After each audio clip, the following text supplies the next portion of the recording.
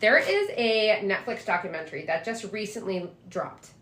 It is called Gold and Greed. Gold and Greed. You guys have to watch it. It's 3 parts. I've now watched it twice, but I'm going to give you a heads up on why you don't have to watch it twice. You can watch it once and get the same thing out of it that I did. So this documentary is about this dude named Forest Fenn. Forest Fenn, what a name. Right? So he was an art dealer and an antiques dealer. Okay. And in 2010, he wrote an autobiography. The ending had this poem.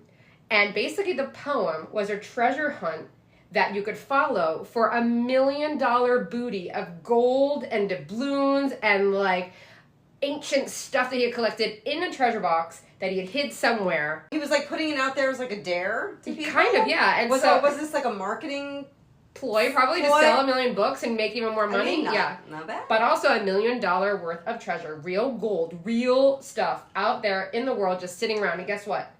People went for it. People died trying to get this treasure. Ooh. This took a dark turn. Forrest Fenn's book went unsolved. Yes. For 10 years.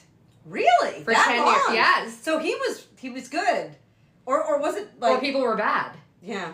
Okay. So the documentary is about a bunch of different treasure hunters that were looking for Forrest Fenn's treasure. He is no longer alive, but during a lot of the documentary and the storyline of how this worked, he was alive. He was giving interviews. He was dropping clues in interviews, and people still weren't finding it. And now, of course, like, armchair sleuth over here is like, wait, I would have thought this, and I would have thought that, and I saw this in the book. I would have had that, no problem. Long story short, it took people 10 years. So you watch this 3-part documentary, you get all these stories of the people who were really, like, they have really compelling solutions to this puzzle. So it got weird and got crazy. And you follow along, you're like, oh yeah, it's them. Oh yeah, it's them. Oh no, it's them. Oh, these people are crazy. It's never going to be them. Okay, I don't want to tell you who it ends up being. So there's like twists and turns. Yes. But I finished it twice. Well, I'm going to tell you why. Okay, tell me why. This is spoiler alert, everybody. If you don't want a spoiler alert, please go like this right now. La la la la la la la la la. Okay, so while you guys are doing that, at the very end, one of the guys that they are interviewing, he's the guy who's solo, he's got glasses, he's sitting in front of his computer screens with a lot of different images behind him. He, at the very end in the 3rd part, says, by the way, I have now hidden my own $1 million treasure. And I have my own book, and if you go back and watch all the scenes that I'm in, there are clues to where my treasure is in the Netflix documentary. The producers had no idea. So now you go back and you're like, I gotta watch it again, which I did. So it was a twist. There's a twist. Yeah. Somewhere that anybody could get to. I mean, Forrest Fenn, when he did his, he was like 70. And even in his interviews, he was like, guys, like, it is in a wild and naturey place, which is what I love. But not, like, necessarily a dangerous But, place. like, you don't have to rappel down the side of a mountain to get to this. I was 70 when I did this. And then people would do that, and they'd get on, like, Walmart rafts, and they would go into the Rockies and into the whitewaters. This is very Darwinian.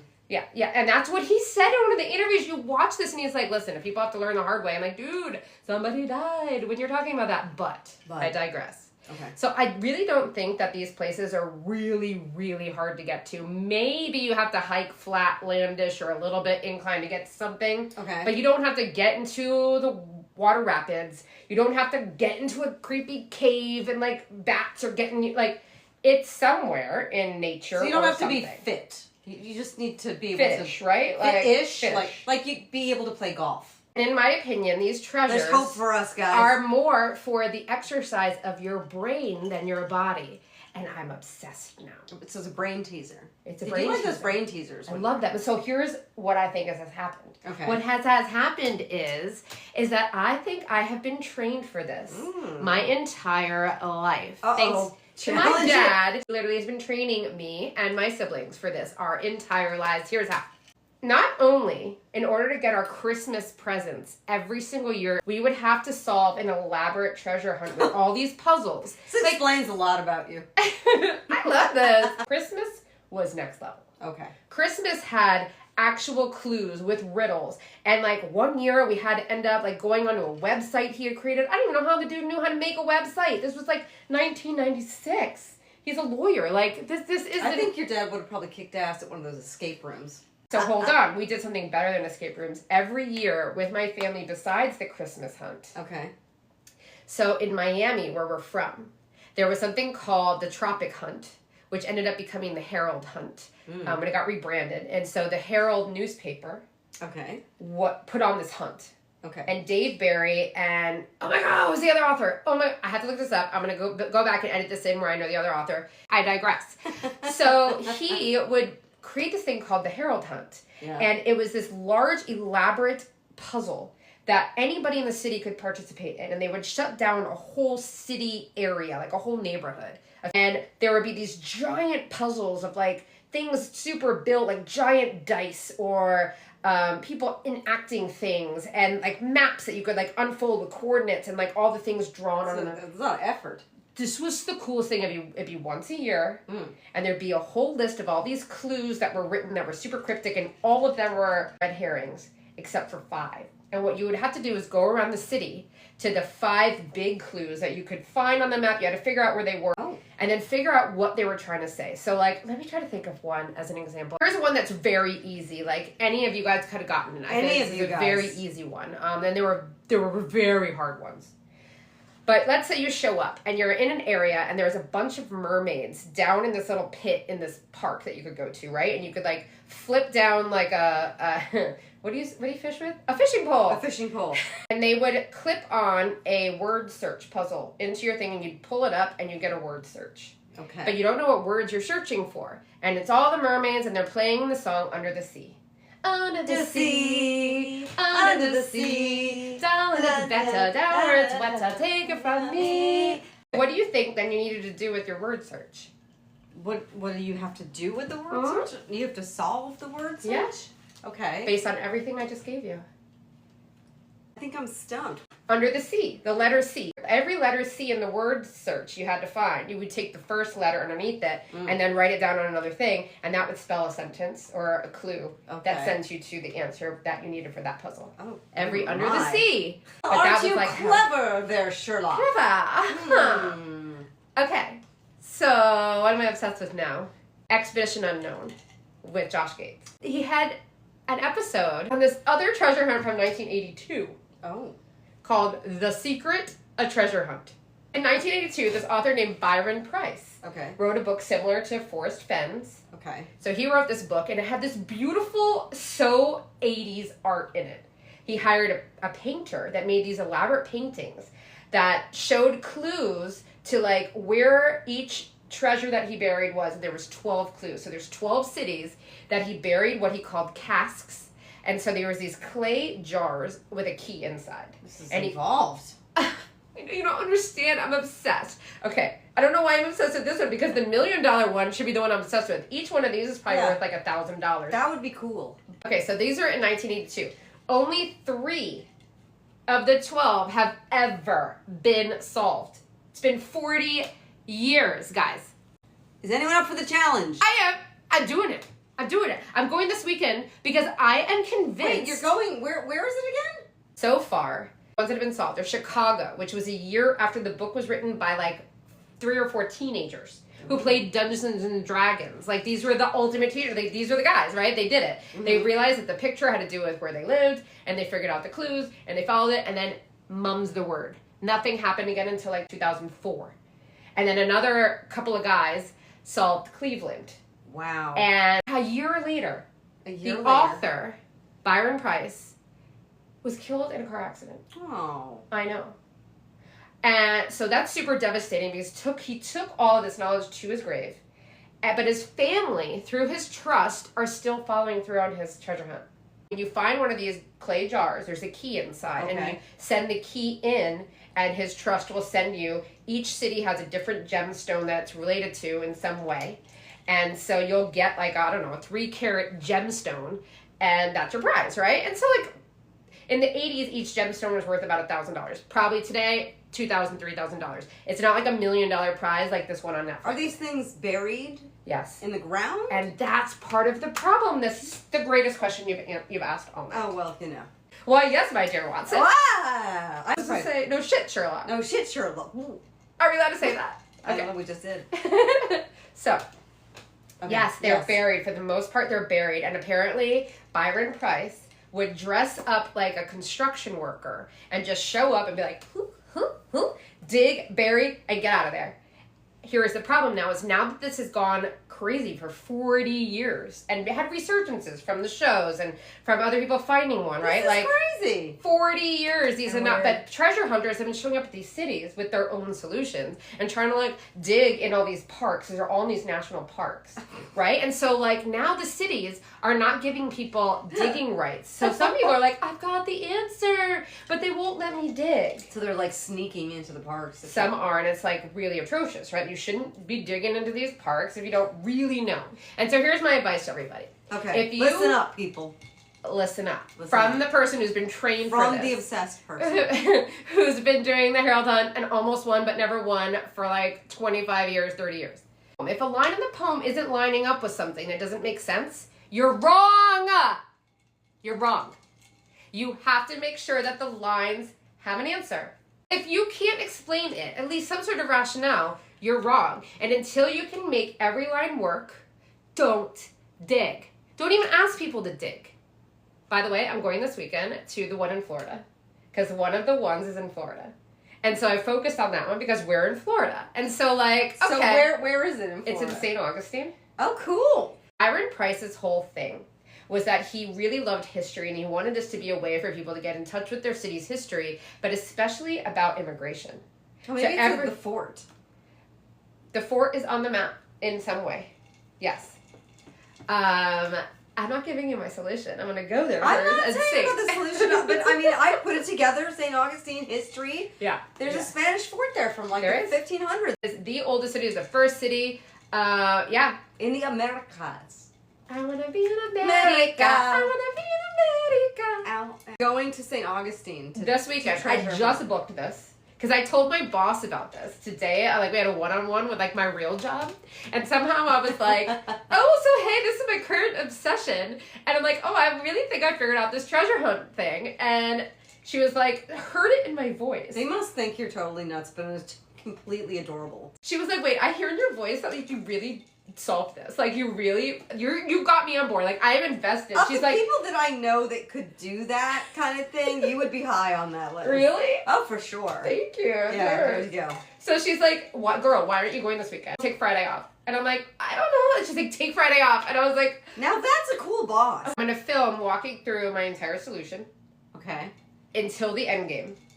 And then I may or may not share the solution on TikTok because I'm going to send my entire thing to Josh Gates at Expedition Unknown because he's had 2 other episodes of other people had solutions. Whoa. And he's gone to get the approvals to dig because these solutions were so rock solid. This is really happening. Like, this is weird and crazy going on locations. An expedition. Unknown. Josh Gates, I need your help. Bro, let's do this. Like, you don't understand. I am 99% positive that I've got this right. And I'm going this weekend to double check that the way that I think I see things actually is the way that it is on site because I don't live there. And so I am spending the time and the money to go out there and make sure that it plays out because you can only do so much online. So you have to actually dig. I'm not going to dig. It's against federal law to dig. Well, then how can you find it? So I'm going to make sure that everything that I think gets you to the spot lines up so you're like, okay, this is the spot.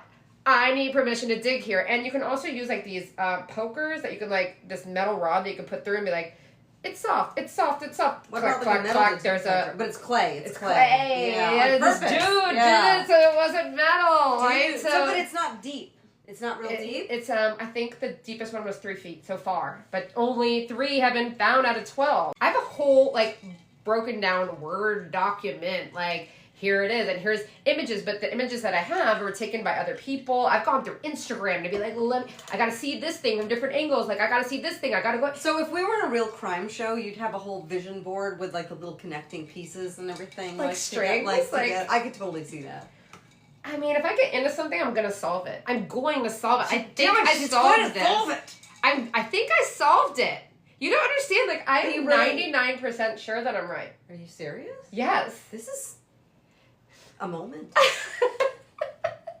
I'm crazy. It's but a moment. I don't know if I'm right until I get there because there's nothing I can find with photos or satellite or any imagery to show me what I want to see that I have to see in person. So I have to go there to prove my case.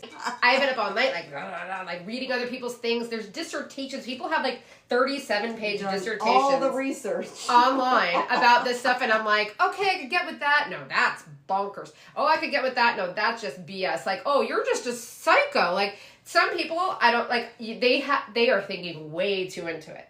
And I'm like, well, mine is very elegant. Some of them have been paved over. Wow. Some of them have been dug up. Some of them maybe just are still just sitting there, which I think mine is. I think. I'm not already calling it mine. Oh my God. You're claiming it. Stake my claim, just like a gold prospector. So when will people and how will they be able to find out if you actually find it this weekend? That's the problem, is you're not allowed to dig. So I won't be able to say, hey. Well, can't you ask them in advance? I'm going to try. Yeah. But I think people probably email all the time with their bonkers ass ideas, and people are just like not getting approval to dig. I mean, it never hurts to ask. Yeah. Send them a crazy letter. To the mayor? Does anybody know the Saint Augustine mayor or the police? like somebody like DM me, slide into my DMs, give me some of the hookup, because I am going there on Friday, and I think I'm going to be boots on the ground at this location either Friday afternoon or Saturday. Like Saturday for sure, I'm there. Can you have a cane, like a poker? We can get you like a cane, right? I need it to walk. Yeah. Oh, it's so deep. Yeah. Yeah, that's what I'm hoping, because like people do prod with this metal prod, but like let's say they've put electric in underground. Mm-hmm. You don't want to like prod electric, because like what a way to go. Oh, she was just looking for treasure. I mean, that would be the way. That would be the most amazing way. That would go. That's a very Adrian way to go. So that's the Byron Preiss, the secret treasure hunt. Okay, that was a lot. There's one more treasure hunt that I'm going to tell you guys about. Oh, there's another one. This one's not famous yet. I found this one, and it's like got a little bit of coverage, but really not that much. So this book just got printed in October of last year, October 2024. And the author's name is John Collins Black. I found him on TikTok. Mm-hmm. I'm sure he probably did some sort of ad while looking for people who are looking for the secret, and like, boom, I got hit with his ads. You did it, bro. You did it. Now you just have to send me the book, because I'm going to solve this one, and I'm going to solve at least one of yours. So he has hidden, I think... Challenge! Bring it. Come on, John. Come on. So the book of his is called There's Treasure Inside. He buried 5 different treasure boxes throughout the U.S., and he has modern day treasure and historic treasure. So some of the boxes have, like one of them has Jackie Onassis Kennedy's brooch. Ooh. And another box has Bitcoin and has like Pokemon cards that are like super collectible and worth $50,000. Right? So like it's modern day like collectible treasures and stuff like that, and who cares? It's the fun of it. It could have just a note that says, "Hey, you found me," and I'm like, I'm ready to play, guys. Like this is so fun. I just like it when I find money in my old laundry. But what she's talking about is next level, and she's got to work a heck of a lot harder than just thumbing through her laundry. Yeah. And I'm obsessed. So I almost might like look into this other guy. He just published this in October. So this is brand new. This hasn't even gotten all the buzz. John Collins Black. John without an H. Jon. John Collins Black. Yo, I'm gonna tag you in this guy. Like I want your book, and then I'll read through it, and I'll do another thing for it. Gia, you into it? You want to read the book too? I mean, I'll help. Send 2 copies. Yo. Anyway. I'm Watson. What's funny though is that he did this, and this other guy, Justin Posey, at the end of the Gold and Greed Netflix documentary about Forest Fenn, he's getting all of the attention because Netflix is such a bigger channel, right? And so like, you end this documentary of like watching 3 episodes, and at the end he's like, by the way, I hid a bunch of stuff in it, and like people are going insane over this. So there's 2 treasure hunts happening in the U.S. right now, guys. You have Justin Posey's, and his is called Beyond the Map. And you have John Collins Black, and his is called There's Treasure Inside. So cheers to all the treasure hunters.